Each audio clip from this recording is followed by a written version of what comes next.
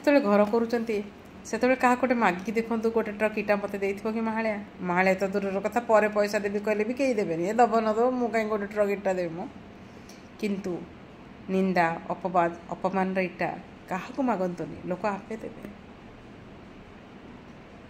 ଆଉ ସେ ଇଟା ଗୁଡ଼ିକ କ'ଣ କରିବେ କହିଲେ, ଆପଣଙ୍କ ମୁହଁକୁ ଆପଣଙ୍କ ଶରୀରକୁ କ୍ଷତାକ୍ତ କରିକି ଖଣ୍ଡ ଖଣ୍ଡ ହେଇକି ପଡ଼ିବ। କିନ୍ତୁ ଆପଣ ସେଠି କ'ଣ କରିବେ, ଲୋକମାନଙ୍କୁ ନିନ୍ଦା କରନ୍ତୁନି। ସେ ଇଟା ଗୁଡ଼ିକ ଈଶ୍ୱର ଆପଣଙ୍କୁ ଦେଇଛନ୍ତି। ଆପଣ କେତେ ମୂର୍ଖ ବୋଲି ଆପଣଙ୍କୁ ଈଶ୍ୱର ଚାପୁଡ଼ା ବାଡ଼ିଛନ୍ତି।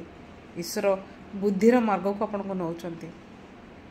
ଯେଉଁ ଲୋକମାନେ ଆପଣଙ୍କୁ ସେ ଇଟା ମାରିଛନ୍ତି ତାଙ୍କ ପ୍ରତି ସହାନୁଭୂତି ଦେଖାନ୍ତୁ କି ଈଶ୍ୱର ତାଙ୍କ ଦ୍ୱାରା ଏ କାମ କରିବାର ନଥିଲା, ଭଲ କାମ କରିବାର ଥିଲା। ତାଙ୍କ ପାଇଁ ଈଶ୍ୱରଙ୍କୁ ଡାକନ୍ତୁ। ଆଉ ସେଇ ଇଟା ଗୁଡ଼ିକ ଯୋଡ଼ିକି ସଂଗ୍ରହ କରିକି ଆପଣଙ୍କର ଜୀବନର ସଂଗ୍ରହାଳୟରେ ସୁନ୍ଦର ଭାବରେ ରଖନ୍ତୁ। ତାକୁ ପ୍ରତ୍ୟେକ ଦିନ ଦେଖନ୍ତୁ, କାହିଁକି ନା ସେଇ ଇଟାଠୁ ମୂଲ୍ୟବାନ ଇଟା ଆପଣଙ୍କ ଜୀବନରେ କେବେ ବି ଆସିବନି। ଜୀବନକୁ ମୂଲ୍ୟବାନ ବନାନ୍ତୁ, କାହିଁକି ନା ଆପଣ ଇଟା ଗୁଡ଼ିକ ମୂଲ୍ୟବାନ ବନେଇଛନ୍ତି।